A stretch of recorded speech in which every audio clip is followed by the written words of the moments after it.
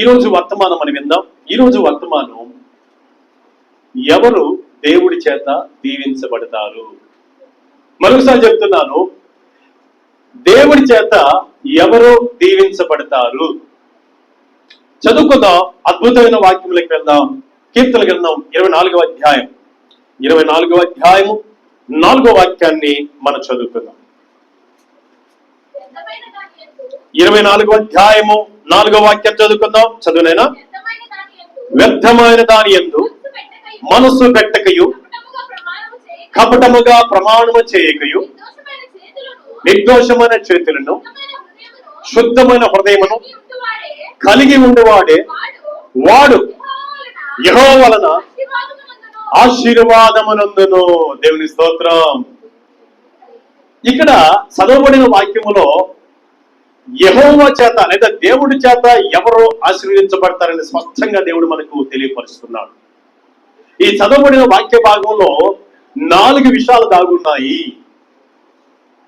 Number 1 మనం చూసినట్లయితే, వ్యర్థమైన దాని యందు మనస్సు పెట్టకయు. ఏమండి, దేవుడి చేత ఎవరు ఆశీర్వదించబడతారంటే, వ్యర్థమైన వాటి యందు మనసు పెట్టని వారిని దేవుడు ఆశీర్వదిస్తాడు. ఇంతకీ వ్యర్థమైనవి అంటే ఏమిటి అని మనం చూస్తే, బైబిల్ ఆధారంగా మనం చూసినప్పుడు వ్యర్థమైనవి ఏమిటి అని చూసినప్పుడు, దయచేసి మనం చదివినట్లయితే మత్తయి సువార్త 15వ అధ్యాయము 6వ వాక్యం నుంచి 9వ వాక్యం వరకు మనం చదువుకుందాం. చదవండి బైబిల్ ఉన్న వారు. మత్తయి సువార్త 15వ అధ్యాయం 6 నుండి 9 వచనాలు. మీరు మీ పారంపరాచారము నిమిత్తమై దేవుని వాక్యమును ఏం చేస్తున్నారట? నిరర్ధకము చేయుచున్నారు. వేషధారులారా, ఈ ప్రజలు తమ పెదవులతో నన్ను గణపరచుచుందరు గాని వారి హృదయము నాకు దూరముగా ఉన్నది. మనుషుడు కల్పించిన పద్ధతులు దైవోపదేశములను ఇచ్చి బోధించుచు వారు నన్ను వ్యర్థముగా ఆరాధించుచున్నారు. ఏంటి సహోదరి సోదరా, వ్యర్థమైనవి ఏంటంట? Very good. మనుషులు కల్పించిన పద్ధతులు వ్యర్థమైనవి.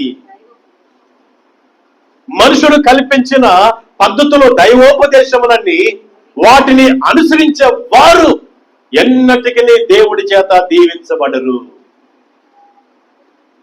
ఈ మనుషులు కల్పించే పద్ధతులు వ్యర్థమైనవి దేవుని దృష్టిలో. మనుషులు ఏం కల్పించారంటే, మంగళవారం మంచి రోజు కాదు. మనుషులు ఏం కల్పించారండి? మంగళవారం మంచి రోజు కాదు. విధవరాలు ఎదురుస్తే మనం ప్రయాణం చేయకూడదు. చెప్పాలి. అమావాస్య మంచి రోజు కాదు. అర్థమైందా? ఈశాన్యంలో బరువు ఉండకూడదు. ఈశాన్యం వైపు లెఫ్ట్ సైడ్ చెట్లు ఉండకూడదు. తుమ్మితే బయటకు వెళ్ళకూడదు.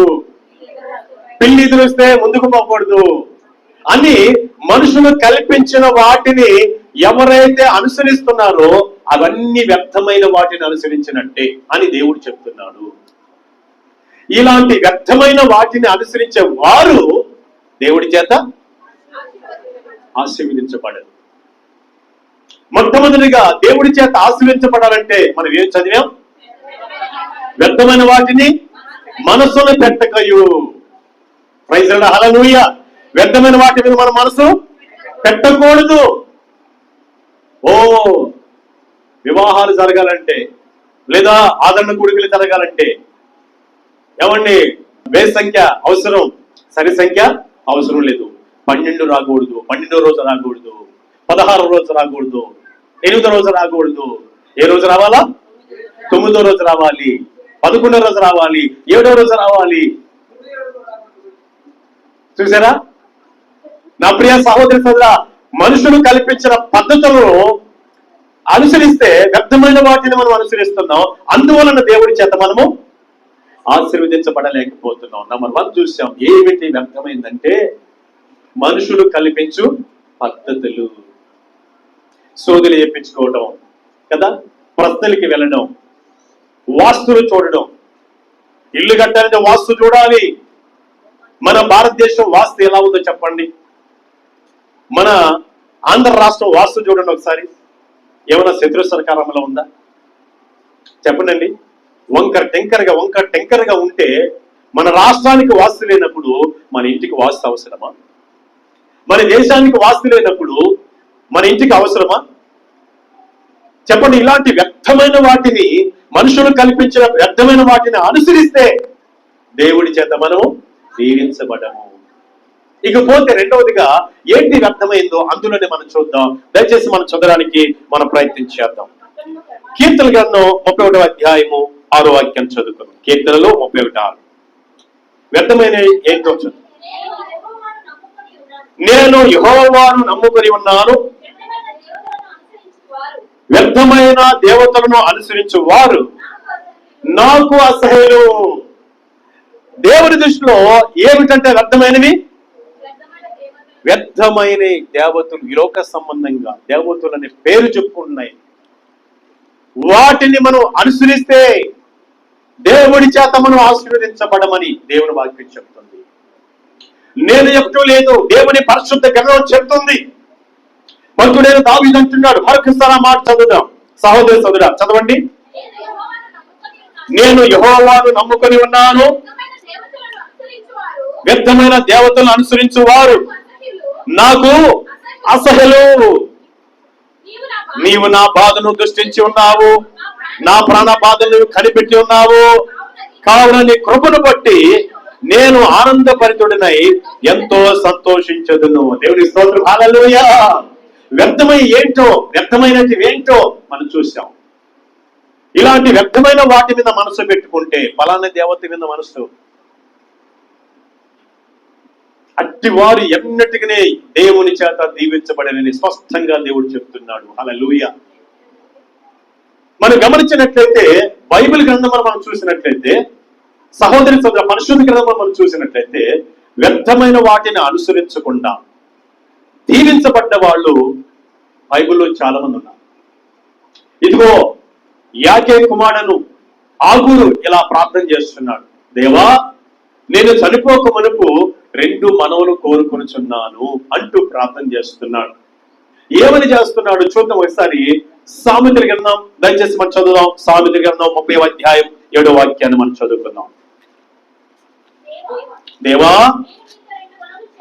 నేను నీతో 2 మనవులు చేసుకొనుచున్నాను, నేను చనిపోక మునుపు వాటిని నాకు అనుగ్రహింపము, వ్యర్థమైన వాటిని అబద్ధములను నాకు దూరముగా ఉంచము. దేవుడి స్తోత్రం. హల్లెలూయా. ఆగూరు ప్రార్థన చేస్తున్నాడు. ఏమని చేస్తున్నాడంటే, దేవా, నేను చనిపోక ముందు 2 మనవులు కోరుకుంటున్నానయ్యా. ఏమిటంటే వ్యర్థమైన వాటిని, అబద్ధములను నాకు దూరముగా ఉంచము అని నంబర్ 1 మాట్లాడితే నంబర్ 2 తర్వాత ఉంటుంది ఆ వాక్యంలో. నా ప్రియ సోదరి, సందర్భం బట్టి మనం ముందుకెళ్తున్నాం. వ్యర్థమైన నేను అనుసరించకుండా నాకు దూరం చేయి ప్రభు అంటున్నాడు. ఏంటి వ్యర్థమైన అంటే, మనుషులు కల్పించిన పద్ధతులు నేను అనుసరించకుండా జీవించడానికి సహాయం చేయి. అలాగనే వ్యర్థమైన దేవతలు అనబడిన వాటిని అనుసరించకుండా నాకు సహాయం చేయి అని ప్రభువుకు మొరపెడుతున్నాడు. హల్లెలూయా. అందుకే ఆగూరు దేవుడి చేత దీవించబడ్డాడు. హల్లెలూయా. ఇంకా చూసినట్లయితే భక్తుడైన దావీదు కూడా అంటున్నాడు. ఏమంటున్నాడు చూద్దాం. 119వ కీర్తన దయచేసి చదవడానికి ప్రయత్నం చేద్దాం. 119వ కీర్తన 37వ వాక్యాన్ని మనం చదివినట్లయితే అక్కడ ఏమంటున్నాడు మనం చదువుకుందాం. వ్యర్థమైన వాటిని చూడకుండా నా కన్నులు త్రిప్పివేయము, నీ మార్గంలో నడుచుకున్నట్లు నన్ను బ్రతికింపము. దేవుని స్తోత్రం. దావీదు భక్తుడు అంటాడు, వ్యర్థమైన వాటిని చూడకుండా నా కన్నులను త్రిప్పివేయము. ఏమండి, ఈరోజు సెల్ ఫోను వ్యర్థమైన వాటిని చూసుకుంటున్నాం. అవసరమైంది చూసుకో, తప్పలేదు. నీ జీవితానికి ఉపయోగపడేది చూసుకో, తప్పలేదు. నీ ఇంటికి, నీ జీవితానికి, నీ చదువుకి, లేదా నీకు ఆఫీస్కి, లేదా నీ పనికి అవసరమైంది నువ్వు చూడు, తప్పలేదు. కానీ వ్యర్థమైన వాటిని అనుసరించకుండా మనం జీవించాలి. మనుషులు కల్పించే పద్ధతులనే వ్యర్థమైన వాటిని అనుసరించకుండా జీవించాలి. ఈ లోక సంబంధమైన దేవతలు అనబడిన వాటిని అనుసరించకుండా మనం జీవించాలి. ఇదిగో భక్తుడైన ఆగురు ఏమన్నాడు? వ్యర్థమైన వాటిని, అబద్ధములు నాకు దూరముగా ఉంచమంటున్నాడు. దావీదు భక్తుడు ఏమంటున్నాడు? వ్యర్థమైన వాటిని చూడకుండా నాకు దూరముగా చెయ్యి అంటున్నాడు. హల్లెలూయా. ఎందుకని తెలుసా? వ్యర్థమైన వాటిని అనుసరించినట్లయితే దేవుడి చేత వారు దీవించబడరు. ఇను జాగ్రత్తగా వినాలి వాక్యం. వ్యర్థమైన వాటిని అనుసరిస్తే దీవించబడిన సంగతి ఎవరికి తెలుసు? హగూరికి తెలుసు. ఎవరికి తెలుసు? దావీదుకు తెలుసు.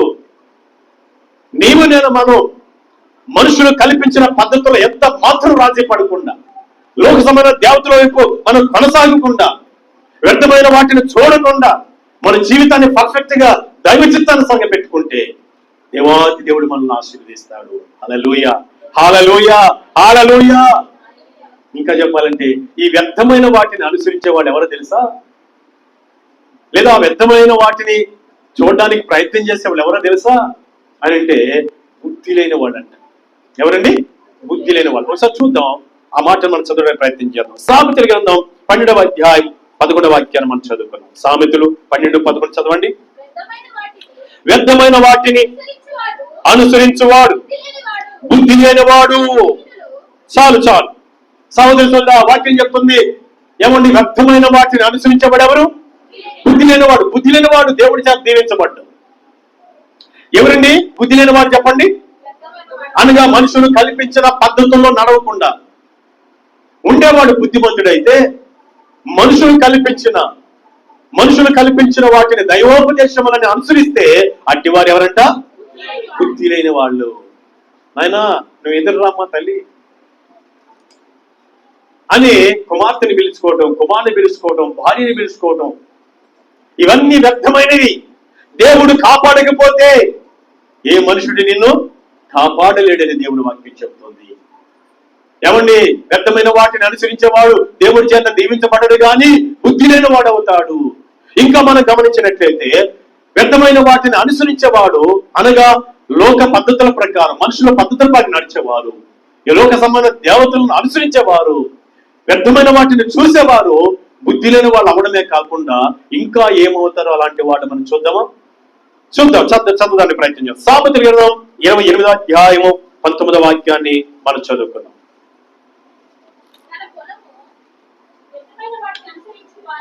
వ్యర్థమైన వాటిని అనుసరించే వారికి కలుగు పేదరికము ఇంతంత కాదు. ఎంత భయంకరంగా చెప్తున్నాడు చూడండి. వాక్యాన్ని చదవండి, చదువుతున్నప్పుడు చూడండి, మీ బైబిల్ తీసి చదవండి, చూడండి వాక్యం చెప్పేటప్పుడు. మరొకసారి చదువుకుందామా. వ్యర్థమైన వాటిని అనుసరించు వారికి కలుగు పేదరికము ఇంతంత కాదు. వ్యర్థమైన వాటిని అనుసరించే వారికి కలుగు పేదరికము ఇంతంత కాదంటే చాలా చాలా చాలా చెప్పలేనంత పేదరికం వచ్చేస్తుందని చెప్తున్నాడు భక్తుడైన ఏమండి ఆ ప్రసంగి. ఎవరో చెప్పారండి. ఏమని చెప్పారంటే, ఇదిగో మీ ఇంట్లో ఈ వైపు గోడ ఇంత పొడవు ఉండకూడదు, ఈ వైపు కిచెన్ ఉండకూడదు అని చెప్పారు. మనోడు ఏం చేశాడంటే, మనకు తెలిసిన ఒక వ్యక్తి వెంటనే మనుషులు కలిసి మంచిగా కట్టుకున్న ఇంటిని బాగా బాగా పడదోశాడు కదా. అసలే అప్పు తెచ్చి కట్టుకున్నాడు. ఎవరో చెప్పారు మనుషులు, ఆ పద్ధతుల ప్రకారం వ్యర్థమైన వాటిని అనుసరించి ఆ ఇంటి గోడను పగలగొట్టాడు, ఆ ఇంటి కిచెన్ పగలగొట్టాడు. ఇప్పుడు మళ్ళీ సపరేట్ గా కట్టడానికి ప్రయత్నం చేశాడు, మళ్ళీ అప్పు తేవడానికి ప్రయత్నం చేశాడు, మళ్ళీ అప్పు తెచ్చాడు, వాటిని మళ్ళీ కడుతున్నాడు, మళ్ళీ కట్టాడు, అప్పు ఎక్కువైపోయింది. అంతకుముందు అప్పు ఉంది, మళ్ళీ తెచ్చిన అప్పు ఉంది. మనోడు పేదరికంలోకి వెళ్ళిపోయాడు. ఇప్పుడు భార్యాభర్తలు ఏమొస్తుంది తెలుసా? ఆ పేదరికాన్ని బట్టి గొడవలు స్టార్ట్ అయిపోయినాయి.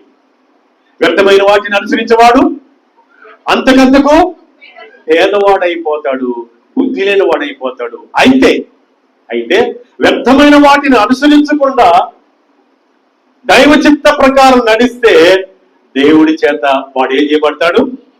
చెప్పాలి ఆశీర్వదించబడతాడు. ఒకసారి ఆ మాట చదువుకుందాం. కీర్తనలో 24వ అధ్యాయం చదువుదాం. కీర్తనలో 24వ అధ్యాయం 4వ వాక్యం చివరి భాగం చదువుకుందాం.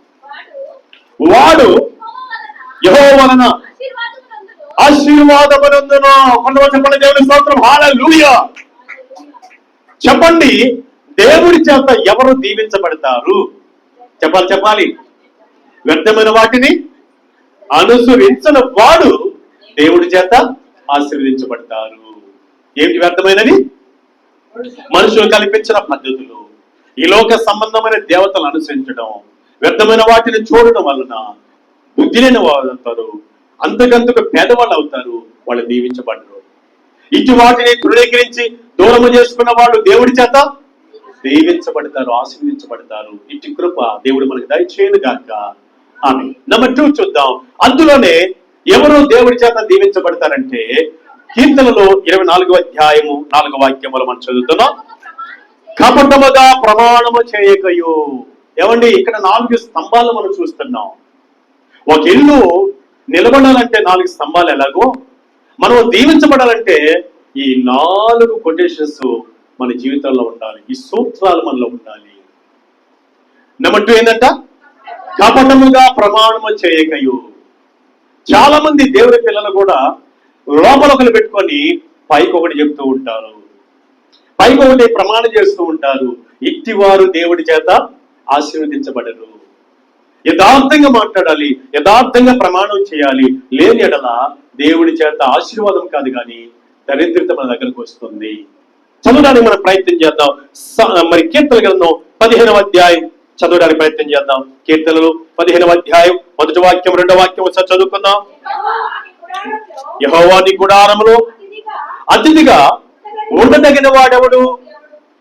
నీ పరిశుద్ధ పర్వతం మీద నివసింపదగిన వాడెవడు? అనగా ఎత్తైన స్థానంలో పరిశుద్ధ పర్వతంలో దేవుడి చేత ఆత్మీయ ఎదగాలన్నా, భౌతికంగా దీవించబడాలన్నా ఎవడు అంటూ క్వశ్చనేస్తూ కింద ఏమంటాడు చూడండి. యథార్థమైన ప్రవర్తన కలిగి నీతిని అనుసరించుచు హృదయపూర్వకముగా నిజము పలుకువాడే. దేవుని స్తోత్రం. యథార్థముగా ఏమండి, హృదయపూర్వకముగా నిజము పలుకువాడే అంటూ అద్భుతమైన మాట దేవాది దేవుడు మనకి చెప్తున్నాడు. ఏమండి, ఇంకా ఇందులోనే మనం గమనించినట్లయితే దయచేసి మనం చదవడానికి ప్రయత్నం చేద్దాం. 4వ వాక్యం చదువుకుందాం. 4వ వాక్యం కీర్తన 15:4 చదువుమా. అతని దృష్టికి నీచుడు, అసహ్యుడు, అతడు యెహోవా యందు భయభక్తులు గల వారిని సన్మానించును. అతడు ప్రమాణము చేయగా నష్టము కలిగినను మాట తప్పుడు. ఎవరంట? యథార్థవంతుడు, నీతిమంతుడు. ఏమండి, దేవుని స్తోత్రం. హల్లెలూయా. యథార్థవంతుడు, నీతిమంతుడు అట్టివాడు ఏమండి హృదయపూర్వకంగా నిజమే పలుకుతాడు. నిజమే పలికిన తర్వాత ఏమండి, నిజంగా ప్రమాణం చేసిన తర్వాత ఆయన జీవితంలో ఏమండి నష్టము కలిగిన మాట తప్పడు. ఏమండి, నిజము పలుకువాడే దేవుని చేత దీవించబడతాడు. అనగా కపటంగా ప్రమాణం చేయకుండా, కపటంగా మాట్లాడకుండా, ఏమండి వేషధారణ జీవితం జీవించకుండా ఉంటే దేవుడు మనల్ని ఆశీర్వదిస్తాడు. వింటున్నారా? జాగ్రత్తగా వినాలి. దేవుని స్తోత్రం. హల్లెలూయా, హల్లెలూయా. ఎవరండి 2వ పాయింట్ లో ఎవరండి దీవించబడేది దేవుడి చేత? కపటముగా ప్రమాణం చేయని వాడు. ఇచ్చివాడు ఎక్కడుంటాడు తెలుసా? కపటముగా ప్రమాణం చేయని వాడు ఎక్కడుంటాడంటే కీర్తన 15:1 చెప్తున్నాడు ఆయన. యెహోవా నీ గుడారములో అతిథిగా ఉండదగిన వాడు ఎవడు? నీ పరిశుద్ధ పర్వతం మీద నివసింపదగిన వాడు ఎవడు? యథార్థమైన ప్రవర్తన కలిగి నీతిని అనుసరించుచు హృదయపూర్వకముగా నిజము పలుకువాడే. హల్లెలూయా. ఆయన సన్నిధిలో నిలవాలన్నా, ఆయన కృప చేత ఆయన ఉన్నతమైన పర్వతంలో ఉండాలన్నా ఏమండి కపటముగా ప్రమాణము చేయని వాడు మాత్రమే ఉండగలడు. అట్టివాడు ప్రమాణం చేసిన తర్వాత ఒకవేళ నష్టం కలిగితే అయ్యయ్యో నేను పొరపాటున ప్రమాణం చేశాను, అయ్యో పొరపాటున మాటిచ్చాను అని తప్పించుకోడంట. 4వ వచనం అంటాడు ఆయన. మరొకసారి మాట చదివి ముగిద్దాం. నీచుడు, అసహ్యుడు, అతడు యెహోవా యందు భయభక్తులు గల వారిని సన్మానించును, అతడు ప్రమాణము చేయగా నష్టము కలిగినను మాట తప్పుడు. దేవుని స్తోత్రం. నా ప్రియ సహోదరుడా, కపటముగా ప్రమాణం చేయని వాడు, నిజాయితీగా నీతిగా యథార్థంగా ప్రమాణం చేసిన వాడు ఒకవేళ నష్టం వచ్చినా మాట తప్పనే తప్పదు. అందుకే అంటాడు ఆయన, మన ప్రభువైన యేసుక్రీస్తు ఏమంటాడు కొత్త నిబంధన అంటే, నీ మాట అవునంటే అవును, కాదంటే అంతకంటే మించి వస్తే అది అపవాది నుండి వస్తుందంటూ మత్తయి సువార్త, దయచేసి చూడండి, మత్తయి సువార్త 5వ అధ్యాయం 37వ వాక్యాన్ని మనం చదువుకుందాం. 5వ అధ్యాయము 35వ వాక్యం 37వ వాక్యం చదువుకుందాం. మీ మాట అవునంటే అవును, కాదంటే కాదు అని ఉండవలను. వీటికి మించినది దుష్టు నుండి పుట్టినది. చూసారా మన మాట ఎలా ఉన్నాయంట? అంటే దీని అర్థం ఏంటంటే, దేవుడి చేత మనం ఆశీర్వదించబడాలంటే మన మాట కరెక్ట్గా ఉండాలి, కపటముగా ఉండకూడదు, అబద్ధముగా ఉండకూడదు. ఎప్పుడైతే కపటం లేని మాట మనం కలిగి ఉంటామో అప్పుడు దేవుడి చేత మనము దీవించబడతాం. అందుకే యేసయ్య అన్నాడు, నీ మాట అవునంటే అవును, నిజమంటే నిజము, అబద్ధం అంటే అబద్ధం. అంతకు మించి వస్తే దుష్టు నుండి వస్తుంది. దయచేసి సహోదరి సోదరా, దేవుడి చేత ఎవరు దీవించబడతారు? కపటముగా ప్రమాణం చేయని వాడు, అబద్ధం చెప్పని వాడు దేవుడి చేత ఆశీర్వించబడతారు. హల్లెలూయా, హల్లెలూయా. ఒకసారి మనం ఈ మాటలు మనం చూసినట్లయితే ముందుకు వస్తాం. కీర్తనలో 32వ అధ్యాయం 2వ వాక్యం ఒకసారి చదువుకుందాం.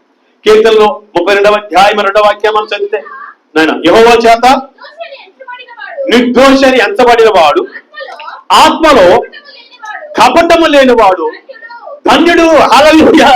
ఎందుకు ధన్యుడు చెప్పండి? కపటముగా ప్రమాణం చేయలేదు, అబద్ధంగా ప్రమాణం చేయలేదు, అబద్ధంగా మాట్లాడలేదు కనుక ధన్యుడు. అంటే ఏంది ధన్యత? దేవుడి చేత అట్టివాడు దీవించబడతాడు, అదే ధన్యత. హల్లెలూయా. ఇదిగో ఇశ్రాయేలు ప్రజలు మారు మనసు పొందిన తర్వాత ఒకనొక రోజు దేవుడు అంటున్నాడు, దేవుడు వాక్యం అంటుంది, ఏముంటుంది తెలుసా? వీరు నిజము పలుకుతారు, ఇదిగో నా చేత దీవించబడబోతున్నారు అంటున్నాడు. హల్లెలూయా. ఒక రోజు దేవుని మాట విన్న వాళ్ళు ఇశ్రాయేలు ప్రజలు దేవుడు సరిచేయగా, క్రమశిక్షణ చేయగా వారు సరిచేయబడి దేవుని ఎందుకు వచ్చి ఇప్పుడు వాళ్ళు మార్పు చెందిన తర్వాత దేవాది దేవుడు అంటున్నాడు. ఏమంటున్నాడు చూద్దాం. జెఫన్యా గ్రంథం 3వ అధ్యాయం, దయచేసి మనం చదవడానికి ప్రయత్నం చేద్దాం. జెఫన్యా గ్రంథం 3వ అధ్యాయము 13వ వాక్యం చదువుకుందాం. దయచేసి తీసిన వారు చదవాలని పరమపేట మనం చేస్తున్నాం. జెఫన్యా 3వ అధ్యాయం 13వ వాక్యం చదవండి. ఆయన ఇశ్రాయేలును మిగిలిన వారు పాపము చేయరు, అబద్ధమాడరు, కపటము వాడు నాలుక వారి నోట ఉండదు. మార్పు చెందిన తర్వాత ఇశ్రాయేల్ ఏం చేయాలంట? మళ్ళీ కంటిన్యూ చేద్దామా. ఇశ్రాయేలు మిగిలిన వారు అనగా పోయిన వారి సంగతి వదిలేశాడు దేవుడు. మిగిలిన వారు మార్పు చెందారు గనుక వారు పాపము చేయరు, అబద్ధమాడరు, కపటములాడు నాలుక వారి నోట ఉండదు. వారు ఎవరి భయము లేకుండా విశ్రాంతి గలవారై అన్నపానములు పుచ్చుకొందురు. కొంతమంది దేవుని స్తోత్రం. హల్లెలూయా. ఎవరి భయం ఉండదు. ఎందుకంటే కపటముగా ప్రమాణం చేయలేదు, అబద్ధముగా మాట్లాడలేదు కనుక వారికి మీద భయపడరు. వారు చక్కగా అన్నపానములు పుచ్చుకొని ప్రశాంతంగా ఉందరు. ఇదొక దీవెన. హల్లెలూయా. కపటముగా ప్రమాణం చేసినట్లయితే దేవుడి దీవెన నీ మీద ఉండదు. భయపడుతూ ఉంటావు, సరైన అన్నపానాలు తినలేవు, నిద్రపోలేవు, భీతి భీతి భీతి, భయము భయం. చూసారా, దేవాది దేవుడే తన వాక్యము ద్వారా చెప్తున్నాడు. ఏమంటున్నాడు? ఇశ్రాయేలు ఇక మీదట పాపము చేయరు గనుక వారు అబద్ధమాడరు, కపటముగా లాడరు, కపటములాడు నాలుగు వారి దగ్గర ఉండదు. వారు ఎవరికి భయపడరు, విశ్రాంతి గలవారై ఆహారము పంచుకొందురు. ఇది దీవెన కదా?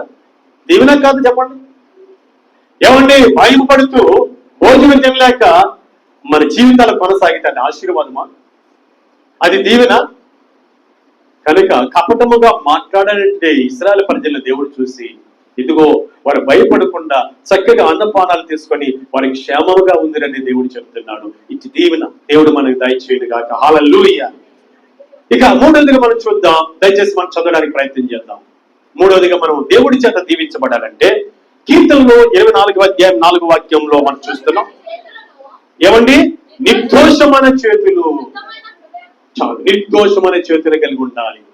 అంటే మన చేతులు దోషమైన చేతులై ఉండాలి దేవుడి చేత దీవించబడాలంటే. అనగా ఈ చేతులతో పాపము చేయకూడదు, ఈ చేతులతో ఏమండి సిగరెట్ తాగకూడదు, ఈ చేతులతో వైన్ మత్తు ఈ చేతితో తాకకూడదు, ఈ చేతితో లంచం తీసుకోకూడదు, ఈ చేతితో దేవుడికి వ్యతిరేకమైన పనులు ఏది కూడా మనము చేయకూడదు. మన చేతులు ఎలా ఉండాలి? నిర్దోషంగా ఉండాలి. హల్లెలూయా. మన ప్రభువైన యేసుక్రీస్తు ఆయన చేతులలో 6 అంగుళాల మేకులు కొట్టించుకుంది. ఎందుకో తెలుసా? మన చేతులను నిర్దోషంగా ఉంచడానికి, పవిత్రంగా ఉంచడానికి, నీతిగా ఉంచడానికి, మన చేతులు కడగడానికి ఆయన గాయపడ్డాడు. మన చేతులు కడిగాడు ఆయన తన రక్తముతో. ఇక మన చేతులు ఎలా ఉండాలి? నిర్దోషంగా ఉండాలి, నిర్దోషంగా ఉండాలి. అన్యాయంగా ఒకరిని ఈ చేతులతో కొట్టకూడదు, అన్యాయం పనులు చేతులతో చేయకూడదు. నిర్దోషంగా మన చేతులు ఉంటే, మన చేతులు ఆయన దృష్టికి నిర్దోషంగా ఉంటే దేవుడి చేత మనము దీవించబడతాం. ప్రియా సహోదరుడా, డాక్టర్ ఇయన్ మూడీ గారు ప్రపంచంలో గొప్ప దైవజనుడు, ఇంగ్లాండ్ దేశానికి సంబంధించిన ఆయన. ఒకనొక రోజు ఆయన ట్రైన్ లో ప్రయాణం చేస్తూ వెళ్తుంటే ఆయన బోగిలో ఆయన సీట్లో కూర్చో ఉండగా కొంతమంది ఆటగాళ్ళు అనగా ప్యాకెట్ ఆడేవాళ్ళు ఆయన ముందు సీట్లో కూర్చున్నారు. వాళ్ళు అంటున్నారంట, వాళ్ళు ప్యాకెట్ ఆడుతూ డిఎల్ మూడీ గారి వైపు చూసి, ఏమండి ఎంజాయ్ కోసం, కాలక్షేపం కోసం మీరు కూడా చెయ్యకూడదా అని అడిగారు. వెంటనే డిఎల్ మూడీ గారు అన్నారంట, ఈ చెయ్యి నాది, ఈ చేతులు నాయి కావు, ఈ నా చేతులు కావంటానే ఆ యవనస్తులు, ఆ ప్యాకెట్ వాళ్ళు ఏమండి హేళన చేయడం మొదలు పెట్టారంట. నీ చేతులు నీ దగ్గర ఉండగా నీ చేతులు నీ కాదంటున్నావు, ఎవరు ఆ చేతులు చూడు, ఆ చేతులు ఆయన కావంట, ఎవరంట అని ఒకరికొకరు ఎగతాళి చేసి మాట్లాడుతూ ఉంటే డిఎల్ మూడీ గారు ఆయన చెప్పాడంట, మీకంటే అధికంగా ప్యాకెట్ ఆడేవాడి నేను. నెమ్మది లేదు, శాంతి లేదు, సమాధానం లేదు. ఇలాంటి నా బ్రతుకులో భూమిని ఆకాశము కలిగజేసిన సర్వోన్నత దేవుడు నన్ను దర్శించగా, నా జీవితాన్ని మార్చగా, ఇలాంటి భయంకర స్థితిలో వచ్చి విడుదల పొంది, ప్రభువా నా జీవితాన్ని సజీవ యాగము సమర్పించుకున్నాను. ఇప్పుడు దేవుని కొరకు మాత్రమే బ్రతికే చేతులివి, దేవుని సేవ చేసే ఈ చేతులివి అని వారితో చెప్పగా వారు మారు మనసు పొంది, ఓ మనకంటే భయంకరంగా ఆడేవాడా, మనకంటే కిరాతకుడా, మనకంటే పాపే అని గ్రహించి ఈ రోజు నేను సమాధానం ఉన్నాను, సంతోషంగా ఉన్నాను, మీలాంటి జీవితానికి సువార్త చెప్తున్నాను, మీలాంటి బ్రతుకులు ఎన్నో మార్చబడ్డాయి ఈ చేతులతో సువార్త చెప్పగా, పత్రికలు పంచగా, ఈ నోడుతో సువార్త చెప్పగాని ఆయన చెప్పగానే వారు హృదయం కదిలించబడి వాళ్ళు కొంతమంది రక్షణలోకి వచ్చారంట. దేవుని స్తోత్రం. హల్లెలూయా, హల్లెలూయా. రోమపత్రిక 12వ అధ్యాయం 1వ వాక్యం మనం చదివినట్లయితే మన చేతులను ఏమండి నిర్దోషంగా ఉంచుకోవాలంటే మనము సజీవ యాగము మన దేవునికి సమర్పించుకోవాలి చేతులు. చదువుదామా? రోమపత్రిక 12వ అధ్యాయం 1వ వాక్యం చదువుకుందాం. కాబట్టి సహోదరులారా, పరిశుద్ధమును దేవునికి అనుకూలమైన సజీవ యాగముగా మీ శరీరములను ఆయనకు సమర్పించుకునని దేవుని వాక్యమును బట్టి మిమ్మల్ని బతిమాలుకొనుచున్నాను. పౌలు భక్తుడు చెప్తున్నాడు రోమా సంఘానికి, మీ శరీరాన్ని సజీవ యాగముగా దేవునికి సమర్పించుకోండి. సమర్పించుకున్న తర్వాత ఏమవుతుందమ్మా? దేవుని వాత్సల్యతను బట్టి ఇంటి సేవ మీకు యుక్తమైనది, మీకు మంచిది, మీకు ఆశీర్వాదం, మీకు మేలు. మీ చేతులను నిర్దోషమైన చేతులు కాకుండా మీ చేతులను యేసు రక్తంలో కడుక్కొని దేవునికి సమర్పించినట్లయితే, అనగా దైవ చిత్తానుసారం నడవడానికి మాత్రమే ఉపయోగించినట్లయితే అది మీకు మేలు, అది మీకు ఆశీర్వాదం అని చెప్తున్నాడు. ఆ ప్రకారం దేవుడు మన జీవితాలను ఆయన దీవించును గాక. హల్లెలూయా, హల్లెలూయా. ఈ సమయంలో దానికి సంబంధించిన ఒక మాట చదువుకుందాం. యాకోబు రాసిన పత్రిక 4వ అధ్యాయం, దయచేసి చదవడానికి ప్రయత్నం చేద్దాం. యాకోబు రాసిన పత్రిక 4వ అధ్యాయము 8వ వాక్యాన్ని మనం చదువుకుందాం. దేవుని యొద్దకు రండి, అప్పుడు ఆయన మీ యొద్దకు వచ్చును. పాపులారా, మీ చేతులను శుభ్రము చేసుకొనుడి. దిమరసుకులారా, మీ హృదయములను పరిశుద్ధపరచుకొనుడి. హల్లెలూయా. పాపులారా, మీ చేతులను శుభ్రం చేసుకోండి. ఎందుకు శుభ్రం చేసుకోవాలి? చెప్పాలి. ఎందుకు శుభ్రం చేసుకోవాలి? నిర్దోషంగా పెట్టుకోవడానికి శుభ్రం చేసుకోండి. ఎందుకు నిర్దోషంగా పెట్టుకోవాలి? దేవుడి చేత మనం దీవించబడాలంటే మన చేతులు నిర్దోషమైన చేతులుగా మార్చుకోవాలి. అందుకే ముందు చెప్పబడిన వాక్యం ప్రకారం ఇదిగో దేవుడు చెప్తున్నాడు, పాపులారా మీ చేతులను శుభ్రం చేసుకోండి అని అంటున్నాడు. శుభ్రం చేసుకోవాలంటే మన యొక్క దేహాన్ని, మన శరీరాన్ని, మన చేతులను మన దేవునికి సజీవ యాగముగా సమర్పించుకున్నప్పుడు ఆయనే మన చేతులను తన రక్తముతో శుద్ధి చేస్తాడు, పరిశుద్ధపరుస్తాడు. హల్లెలూయా. అప్పుడు దేవుడి చేత మనము దీవించబడతాం. అంత తేలిగ్గా దీవెన రాదు. చాలా అబద్ధిక మోసగాళ్ళు ఉన్నారు ఈ లోకంలో, సేవకులు. వాళ్ళు చెప్తా ఉంటారు దీవించబడతారని. అట్టి దీవెన తాత్కాలికమైంది, దేవుడిచ్చే దీవెన శాశ్వతమైంది, అది తరగనది. దేవుడి స్తోత్రం. హల్లెలూయా. ఇప్పుడు చెప్పండి, దేవుడి చేత ఎవరు దీవించబడతారంట? నెంబర్ 1, వ్యర్థమైన వాటిని అనుసరించకుండా. నెంబర్ 2, కపటముగా ప్రమాణము చేయకుండా. నెంబర్ 3, నిర్దోషమైన చేతులు కలిగి ఉంటే దేవుడి చేత దీవించబడతాం. నెంబర్ 4 చూద్దాం. కీర్తన 24:4 వాక్యం చదువు. శుద్ధమైన హృదయమును, దేవుని స్తోత్రం. హల్లెలూయా. శుద్ధమైన హృదయం కలిగి ఉండాలి. ఏ హృదయం కలిగి ఉండాలి? దేవుడి చేత దీవించబడాలంటే శుద్ధమైన హృదయం కలిగి ఉండాలి. హృదయం శుద్ధి లేకుండా దేవుడి చేత ఎంత మాత్రం దీవించబడలేము. దీవెన అంటే ధనం కాదు, ధనం ఒకటే కాదు. ఆరోగ్యమే ఆశీర్వాదము, సమాధానం ఆశీర్వాదము, నెమ్మదిగా బ్రతకడం ఆశీర్వాదము, క్షేమకరంగా జీవించడం ఆశీర్వాదము, తిరిగి ఆర్థికంగా ఆశీర్వాదం పొందడం ఆశీర్వాదము, తిరిగి పరలోకం పొందడం ఆశీర్వాదం. చాలా మంది అనుకుంటారు డబ్బు ఒకటి ఆశీర్వాదం అనుకుంటారు. డబ్బు బాగా ఉంటది, తినడానికి తిన్నుడు. 4వ పాయింట్, యెహోవా చేత ఆశీర్వదించబడాలంటే మనం ఏమంటారో తెలుసా? ఒకసారి ఆ మాట చదువుకుందాం. కీర్తనల గ్రంథం 51వ అధ్యాయం 10వ వాక్యం చదువుకుందాం. కీర్తనలు 51:10 చదువుకుందాం. దేవా, నా యందు శుద్ధ హృదయం కలిగి చేయము, నా అంతరంగములో స్థిరమైన మనసు నూతనగా పుట్టించము. హల్లెలూయా.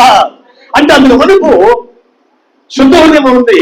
శుద్ధ హృదయాన్ని దావీదు పోగొట్టుకున్నాడు చేసిన పాపాన్ని బట్టి. సహోదరి సోదరా, అలాగే నీలో కూడా అందుకు మనకు శుద్ధ హృదయం ఉండింది. నువ్వు చేసిన పొరపాట్లను బట్టి, పాపాలను బట్టి శుద్ధ హృదయం పోయిందేమో. ఇదిగో దావీదులాగా నువ్వు ప్రార్థన చేయి.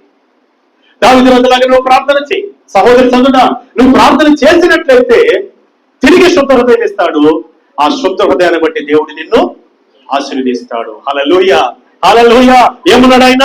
దేవా, నా యందు శుద్ధ హృదయం కలగజేయము, నా అంతరంగములో స్థిరమైన మనసు నూతనముగా పుట్టించము. ఎప్పుడైతే ఇలా మనం హృదయాన్ని శుద్ధి చేసుకుంటామో, ప్రార్థన ద్వారా, కన్నీటి ప్రార్థన ద్వారా, ఉపవాస ప్రార్థన ద్వారా మన పాపాలు క్షమించని దేవుడు ఇక్కడ కోరుకుంటామో, దేవాది దేవుడు తన రక్తాన్ని మరొకసారి ప్రోక్షించి మన పాపాలు కడిగి మన హృదయాన్ని శుద్ధి చేస్తాడు. హల్లెలూయా, హల్లెలూయా. అప్పుడు శుద్ధ హృదయం కలిగిన నీ మీద ఆయన జాలి పడతాడు, ఆయన కరుణిస్తాడు. ఇది చూద్దాం ఒకసారి. ఇప్పుడు మనం చదివినట్లయితే 73వ కీర్తన ఎవరి మీద ఆయన ఆశీర్వాదం కుమ్మరిస్తాడని చూద్దాం. 73వ కీర్తన 1వ వాక్యం చదువుకుందాం. ఇశ్రాయేలు ఎడల శుద్ధ హృదయ ఎడల నిశ్చయముగా దేవుడు దయాళుడై ఉన్నాడు. హల్లెలూయా. ఎందుకైనాడు? దీవించడానికి. ఇది పాయింట్. హల్లెలూయా. ఎందుకు దయ చూపిపోతున్నాడు వారి మీద అంటే శుద్ధ హృదయం కలిగి ఉన్నారు కాబట్టి వారిని దీవించడానికి ఆయన దయాళుడై ఉంటాడు. ఇప్పుడు అర్థమైందా? శుద్ధ హృదయం కలిగి ఉంటే దేవుడు దయలడై నిన్ను ఆశీర్వదిస్తాడు, దేవుడి చేత దీవించబడతావు. హల్లెలూయా, హల్లెలూయా. నా ప్రియ సహోదరుడా, ఈ యొక్క సమయంలో నీవు నేను మనం శుద్ధ హృదయం కలిగి ఉండాలి. కొండ మీద ప్రసంగంలో యేసుక్రీస్తు ప్రభు కూడా ఎలాగే చెప్పాడు కదా, ఏమండి దేవుడి చేత శుద్ధ హృదయం కలిగితే దీవించబడ్డమే కాదు కానీ దేవుని యొక్క దర్శనాన్ని చూస్తాం. శుద్ధ హృదయం కలిగి ఉంటే అది ఆశీర్వాదం. చదువుకున్న మత్తయి సువార్త 5వ అధ్యాయం 8వ వాక్యాలు ఒకసారి చదువుకుందాం. చదవడానికి ప్రయత్నం చేద్దాం. హృదయ శుద్ధి గలవారు ధన్యులు, వారి దేవుణ్ణి చూచెదరు. మరొకసారి చదువు. హృదయ శుద్ధి గలవారు ధన్యులు, వారి దేవుణ్ణి ఏమండి హల్లెలూయా. దేవుడి చేత దీవించబడమే కాకుండా ఆ శుద్ధ హృదయం నిల్లు ఉంటే, ఆ శుద్ధ హృదయం నిల్లు ఉంటే మన దేవుణ్ణి చూడగలవు. దేవుని చూసే భాగ్యం కలుగుతుంది. దేవుని దర్శనాన్ని చూసే భాగ్యం కలుగుతుంది. దేవుడి ఆశీర్వాదంలో పొందుతావు శుద్ధ హృదయం ఉంటే. ఇంకా మనం చూసినట్లయితే సహోదరి సోదరా, దీనికి సంబంధించిన మాట, అద్భుతమైన మాట ఒకసారి మనం చదవడానికి మనం ప్రయత్నించేద్దాం. కీర్తనలు 29వ అధ్యాయం 11వ వాక్యాన్ని మనం చదువుకుందాం. 29, 11 చదువుదాం. దయచేసి బైబిల్ చూడండి. ఎవరు ఆయన ప్రజలు? ఇప్పుడు చెప్పండి, ఎవరు ఆయన ప్రజలు? వ్యర్థమైన వాటిని అనుసరించిన వారు ఆయన ప్రజలు. నెంబర్ 2 కపటముగా ప్రమాణము చేయని వారు ఆయన ప్రజలు. నెంబర్ 3 నిర్దోషమైన చేతులు కలిగిన వారు ఆయన ప్రజలు. శుద్ధమైన హృదయం కలిగిన వారు ఆయన ప్రజలు. ఇప్పుడు ఆ ప్రజలను అనగా ఆయన ప్రజలను ఏం చేస్తారంట? ఇప్పుడు చదువుదాం 11వ వచనం. యెహోవా తన ప్రజలకు బలము అనుగ్రహించును, యెహోవా తన ప్రజలకు సమాధానము కలిగజేసి వారిని ఆశీర్వదించను. దేవుని స్తోత్రం, హల్లెలూయా. ఆశీర్వాదం అంటే ఏంటంటే తన ప్రజలకు బలాన్ని ఇవ్వడము, తన ప్రజలకు సమాధానం ఇవ్వడము, తన ప్రజలకు ఆశీర్వాదము ఇవ్వడము. ఇవన్నీ కలిపితే ఆశీర్వాదం. ఆర్థిక సంబంధమైన ఆశీర్వాదం ఇచ్చి బలం ఇవ్వకుండా, సమాధానం ఇవ్వకుండా అది ఆశీర్వాదమా? చెప్పాలి.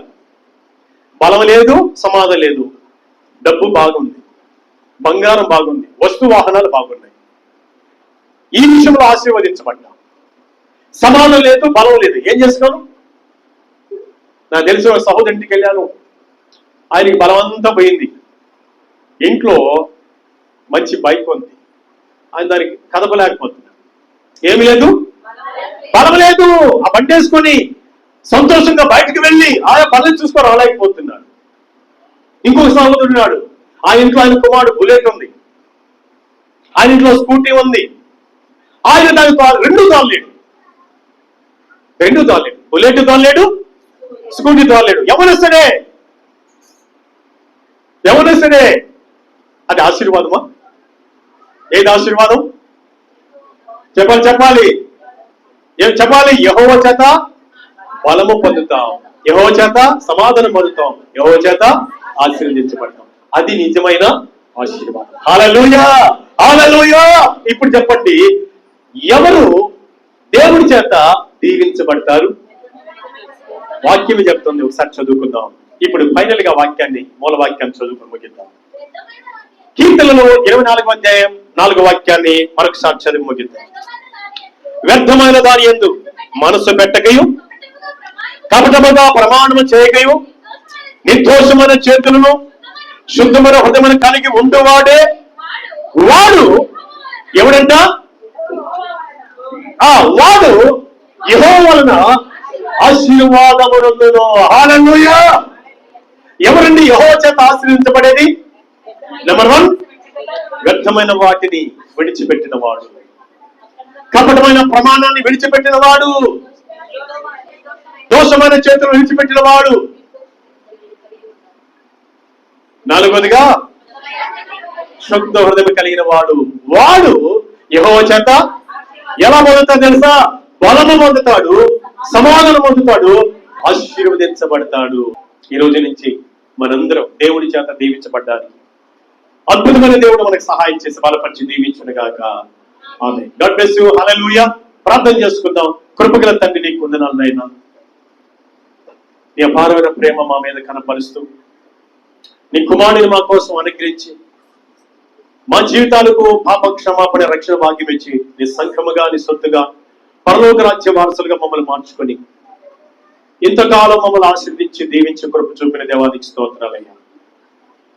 ఇంకనూ దీవించబడలేకపోతున్నామని మా మేలు కోరి ఈ రోజు మాతో మాట్లాడే దేవానికి స్తోత్రాలయ్యా. ఇదిగో చూస్తున్నవారు వింటున్నవారు వారందరూ కూడా దీవించబడాలని మాతో మాట్లాడాము. పెద్దమైన వాటిని విడిచిపెట్టి అబద్ధ ప్రమాణం విడిచిపెట్టి దోషం కలిగిన చేతులను విడిచిపెట్టి అపవిత్రమైన హృదయాన్ని విడిచిపెట్టి మేమందరినీ నీ వాక్య ప్రకారం నడిచి మా జీవితాలలో నీ ద్వారా బలమును సమాధానమును ఆశీర్వాదము పొందాలని మా మేలు కోరుకున్న మా ప్రభు యేసుక్రీస్తు నామములో మీకే స్తుతి మహిమ ఘనత ప్రభావములు చెల్లించుకుంటున్నాం. విన్న వాక్యాన్ని నీ ప్రియబిడ్డలందరి హృదయాల్లో నీరు కట్టండి, ఫలించేయండి. నీ చేత దీవించబడాలంటే మేమేమి చేయాలో మాకు చక్కగా నేర్పించాం. ఆ ప్రకారం నడుస్తూ ఆ ప్రకారం జీవిస్తూ ఇది మొదలుకొని ఆత్మీయంగా శారీరకంగా భౌతికంగా ఆరోగ్యపరంగా దీవించబడడానికి నీ రాకడ వరకు సహాయం చేసి దాయి చూపమని మా ప్రభువైన రక్షకుడైన యేసుక్రీస్తు శక్తి కలిగిన నామములో స్తుతించి ప్రార్థన చేసి వేడుకొని పొందుకుంటున్నాము తండ్రి. ఆమేన్. God bless you. హల్లెలూయా.